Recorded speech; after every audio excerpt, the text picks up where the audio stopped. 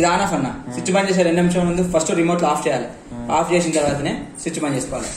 అర్థమైంది కదా? First remote లో ఆఫ్ చేయాలి, ఫస్ట్ రిమోట్ లో ఆన్ చేయాలి స్విచ్ చేసుకున్న తర్వాత. మీ స్విచ్ అక్కడ ఉంటుంది ఎంసీబీ అన్న. మైనస్ ప్లస్, మైనస్ అంటే 16, ప్లస్ అంటే 30. 16 అంటే ఎక్కువ కూలింగ్, 30 అంటే తక్కువ కూలింగ్. ఈ మోడ్ ఎప్పటికీ కూల్ మోడ్ లోనే ఉండాలి నాకు. ఇక్కడ స్టార్ వచ్చింది చూసిలా, కూల్ మోడ్ ఇక్కడ కూడా వచ్చింది చూడండి. కూల్ మోడ్, డ్రై మోడ్ లో, హీట్ మోడ్ లో, ఫ్యాన్ మోడ్ లో ఉండదు. ఎప్పటికీ కూల్ మోడ్ లో ఉండాలి. మోడ్ చేంజ్ అవుతాయి చూడికి పైన. కూల్ మోడ్ లో, డ్రై మోడ్ లో, హీట్ మోడ్ లో, ఫ్యాన్ మోడ్ లో ఉండదు. ఎప్పటికీ కూల్ మోడ్ లోనే ఉండాలి. కూల్ మోడ్ లో ఉండాలి. ఇది మాత్రం మెయిన్ గా గుర్తుపెట్టుకున్నా. కూల్ మోడ్ ఉంటేనే కూలింగ్ వస్తుంది. ఫ్యాన్ స్పీడ్ ఎప్పటికీ హైలోనే ఉండాలి. ఆటోలో 1 లో 2 లో ఉండదు. ఎప్పటికీ హైలోనే ఉండాలి. స్వింగ్ పైకి కిందికి. హెచ్ స్వింగ్ దీనికి లేదండి ఏసీకి. Horizontal swing, vertical swing idea ఉంది. హారిజాంటల్ స్వింగ్ లేదు దీనికి, ఓన్లీ వీ స్వింగ్ ఉంది.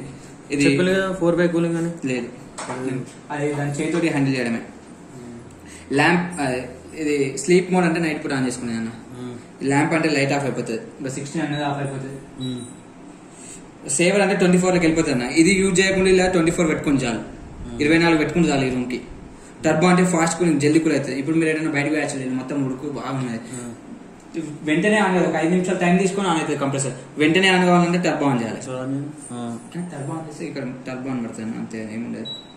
టర్బో ఆన్ పడుతుంది అంతే. ఫ్యాన్స్ కూడా కొంచెం మెరిగిన చూసిలా.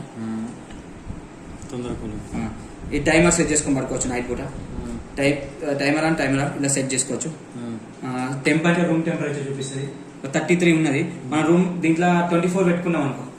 ఫర్ ఎగ్జాంపుల్ 24 టెంపరేచర్ పెట్టుకున్నాం. 24 వచ్చేతో కంప్రెసర్ ఆఫ్ అయిపోతుంది. సేమ్ ఫ్రిడ్జ్ లెక్కనే. ఇది వైఫై దీనికి లేదు అంతే.